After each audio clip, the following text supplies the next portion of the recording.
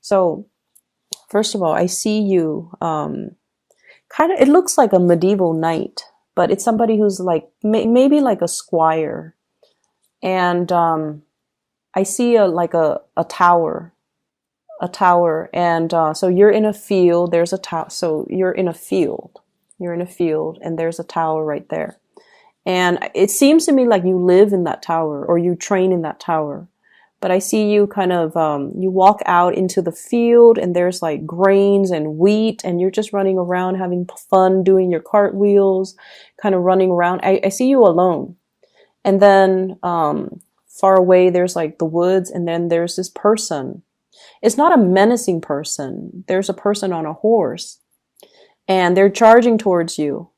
And when you see them, you automatically run back into your tower and you lock the door. And then that person on the horse, they go away. And then when you see that they've gone away, then you come out and you play around your tower. And then you might even taunt the person on the horse. And then they come running back to you and then you run back into your tower. So that's the message I'm getting. And, you know that the tower stands for safety. It stands for like this safe refuge or this place of haven where we can always come back to when life deals us a blow.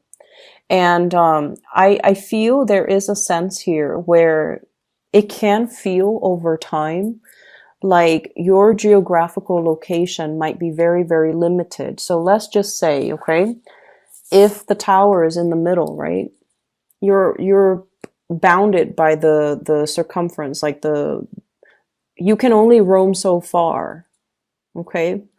Because it's a place of refuge. So you can always retreat back to it. So you are only going to be able to, venture so far away from it before you start to feel that sense of anxiety, like, oh no, am I going to be able to run back in time? If it rains, am I going to be able to make it without getting wet? If there's somebody chasing after me, and they're on horseback and I'm on, I'm running with my legs alone, am I going to be able to get back before they catch up to me? So there's an element here about being bounded by your geography. And for some of you, honestly, I feel like it could be, the environment that you're in. Are there jobs that are appropriate to your field or to your area of expertise? Okay, so like, for example, you might be, this is an extreme example just to get my point across. You might be a marine biologist and you live in the desert. Okay, and you're just like, where are all the marine biologists jobs? So you look online, or you surf the internet, or you read the newspaper, and you're looking for a marine biologist position or vacancy, and you're just like, when is it going to happen for me? So that's an extreme situation. Okay, you have to go where life is calling. Okay, you have to step out of your comfort zone. You have to go where life is calling you.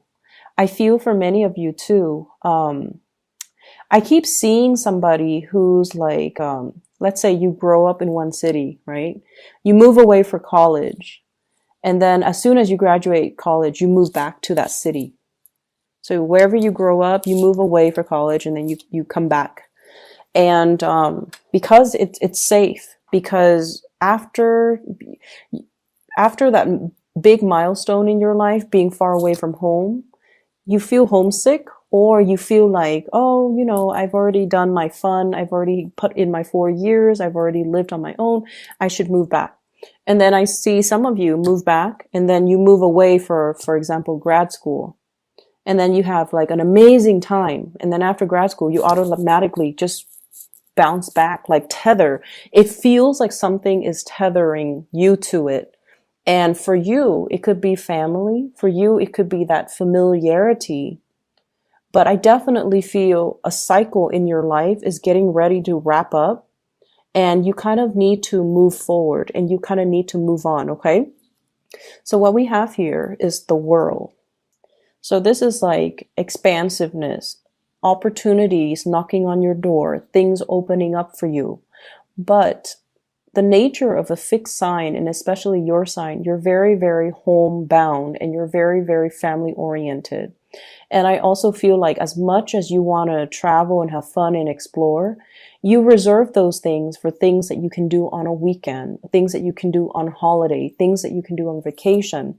You don't feel like life can be lived that way for whatever reason.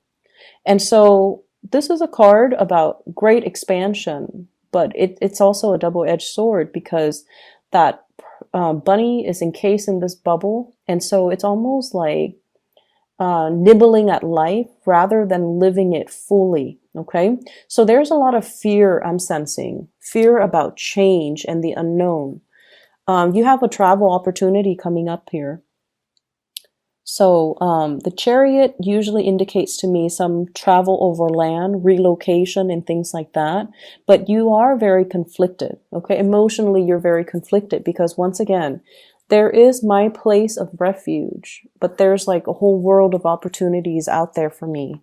And so I feel like the time period where you are keeping yourself, within like that 10-mile radius, kilometers, whatever you want to call it, there is a radius. And for whatever, it's self-imposed. And for whatever reason, you don't feel like you can step out of it. You don't feel it's safe. You are quite fearful, I'm sensing. This is a card about finances. Okay, so I definitely feel many of you are at a point where you are keeping track of how much you're earning. And I feel like this process about nickel and diming yourself, being very thrifty with your spending. And I feel for many of you, you might be saving up for a car. Okay, with the Chariot card, movement by land. You might be saving up for a car. You might be saving up for a plane ticket. You might be saving up to implement this next major move in your life. And so you're being very thrifty. You're being very calculating with how much money you're realistically able to spend. And you're trying to save up, which is a very noble, honorable thing to do. And I feel like, over time, I would say, so whatever you're experiencing right now, keep saving, okay? Put that intention in mind that I'm not just saving just to be stingy. I'm saving because I have these goals in the back of my mind. Whenever we have good intentions and whenever we have a clear objective in mind as to why we are saving, the universe will always give us enough, okay? So I feel like that's what's happening here. And I feel like for many of you, the staying within that, 10-mile radius from your center of refuge is no longer satisfying for you. The jobs might not be available and you need to venture out. And then I also feel like there's this sense of, same old, same old. It's almost like I need more out of life. I feel like some of you might get the spiritual nudge from your guides to kind of venture out. And you feel this sense of like, I'm content where I am. But there's something calling you, nudging you to take that extra step. And I feel like you're ignoring it. But for this week, it's a Mercury retrograde period. And a lot of the times, plans that we have, kind of thought about, we might have really, tried to like flirted with a specific course of action. But then we're just like, no, I don't have the money to do that, or I'm too afraid, or, I'll do that next year. This is a really good time to revisit plans that we thought about in the past, but we never grab hold of. We never really took seriously. Okay. And so a lot of the times Mercury in retrograde can bring a lot of good ideas, especially revisiting past ideas, revisiting past dreams, past just things that you kind of lay on the wayside because you felt like you couldn't do it at the time. So you're getting this nudge and you're definitely getting some type of a push for you to step out of that comfort zone, for you to find a new place of refuge, okay? And for you to trust that things will be okay. I just need to plan things out well And then I can, finally break away from this 10-mile radius. And then I can, move on to this next tower that can serve as my next place of refuge. So it's a never ending process. And I feel like it's going to happen for you. So I feel like some of you need to, find new routes. Um, every time I see this card, this is the Eight of Cups, moving forward. Okay. I think of like the dandelion. It's like blown in the wind, and then it carries a seed, right? So wherever it lays down on the land, wherever it lands, it's going to sprout a new seed. So I feel like that's what you have to do. Just kind of trust the process and just allow yourself to get, catch that wind and then move forward. Okay. Um, I definitely feel for some of you, you have been dealing here with an air sign. I have the King of Swords in the picture. It's in the reverse position, so there's definitely, I feel like somebody who is a little bit misleading when they communicate with you. Okay, they say one thing, they mean another. And I also feel like this is somebody, I'm feeling like there's a fantasy built up around this person. So let's get married. Let's have a family. Let's have a child. Let's get engaged. Let's move in together. For whatever reason, there was this big, big, grandiose fantasy built around this person. And so air signs, Aquarius, Gemini, and Libra. And I also feel like they might have another relationship. And there might have been talks even, I'll leave my spouse, I'll leave my wife, or I'll leave my husband, and then we'll start a new life together. Just wait on me and, give me more time, give me more time. So that's an extreme sense, but I do see those conversations between you and a person. And I feel like this is the month where you realize that they're keeping you very tethered. They're kind of like that tower. They draw you back, but they really hinder your growth. Okay. Or the fantasy that you have is really hindering all the other opportunities that you can have out there. Because what I saw earlier was it's like a grassy field, like a field of wheat, and it's a tower. And like, who lives in the tower, right? Doesn't seem like it's very homey or very comfortable. And it seems a little bit isolating because I see you playing outside by yourself. And so it can feel a little bit lonely in this relationship, I feel, even though you feel like this person will protect me. They're kind of like that fortress of strength and stability, but it just doesn't feel to me like you are 100% happy. And then I also feel like for some of you, there are like contract jobs. Okay. It's like the let's say the job contract, there's a company that is retaining you, and they give you projects that last like 3 or 4 months at a time. And then, like when you are in the midst of it, or when you land that contract, it gives you this really big emotional high. And then 1 month right before the contract ends, you get into this sense of anxiety, like, oh my gosh, where's my next paycheck going to come from? I have to scramble. So rather than enjoying the process of completing a project, the satisfaction we get for work that is well done, rather than doing that, you're spending that last month like scrambling around for new work, for new projects, for new contracts, for new, opportunities. And so you're living almost like from paycheck to paycheck.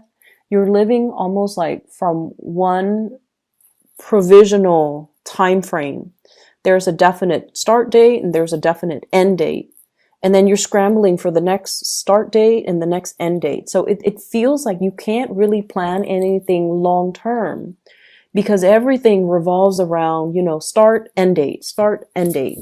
And so you never set down, you never are able to put down roots. You're never able to feel stable and secure. So I don't know what's happening with you guys. But it just seems to me like you're not very grounded, and you need that sense of groundedness in order for this anxiety to go away. And so really focus on, what do I need to get that sense of groundedness? And I feel for many of you, finding that job that is more long term rather than contract based is going to be long term. And then wherever that job is, be willing to relocate in order to um, give it a chance. Okay. And don't talk yourself out of it, because I feel like wherever you are right now, I keep seeing you outside in the grass, in the field, like playing um, just by yourself. And it feels to me like we don't need a lot of people in order to be happy. But I feel like it just feels a little empty. And I feel like that's not what a Leo person would want. You shine your brightest when you're in the company of others. And you shine your brightest when you can share your achievements with other people. And especially with the people that you love, you want to be able to share the moment with them, but also see the pride and see the admiration and see the love in their eyes. But it just seems like, just playing alone in that field, it can feel a little bit lonely. Give me 1 second. There is another message coming through. I was trying to figure out, the person on the horse, like chasing you. It I don't see any malice. Like they're not, going to catch you and kill you, or they're not going to hurt you. So it feels like, you were taunting them, and then I feel like it's somebody who is a love interest. So for those who are single, yeah, that makes sense. It seems like it seems like it's a love interest, and there is a tug of war. So it could even be an air sign, an Aquarius, Gemini, Libra, and I also feel like um, maybe even another fire sign, because their energy is like very fast. So Sagittarius, Leos, or Aries. But what I feel though is there's this, game that you guys are playing where you both like each other. One person might already be married, hence that tower, that structure, something that's already built. But you're flirting with the idea. You might not feel emotionally fulfilled in your relationship. And so you might be seeking the attention of that person on a horse. You want somebody to be with. You want somebody to play with. You want somebody to notice you. So there's that. Or I also feel like there's another person that is interested in you. And when you're around, they want to come towards you, but you're very afraid. You're very afraid to let them know how you feel. Like, I'm lonely. Can you play with me? You're very afraid to let them know that I'm not 100% happy here. Can you take me away? All you have to do though is, hop on their horse with them, because like I said, the person is not a scary person, but you keep running away from them. So it could just be fear of outsiders encroaching upon your space. So that could be just a fear, or a fear of, feeling and you guys are very self-sufficient. The fear of letting the other person know, I need help. I can't do it on my own, or I need you to help me with this, or I need you to, I want to get on your horse and I want you to take me away from this tower, from this field where I'm constantly by myself. So I see that element coming through, and you have to make some changes. I feel like there is some bigger message here. I feel like the way it came out, it seems like your guides are trying to cushion the blow a little bit by sugarcoating the message. Okay? And so I feel like they want you to really look at the situation and allow yourself to go, allow yourself to leave, allow yourself to do things that make you happier, and especially allow yourself to kind of break away from whatever has been tethering you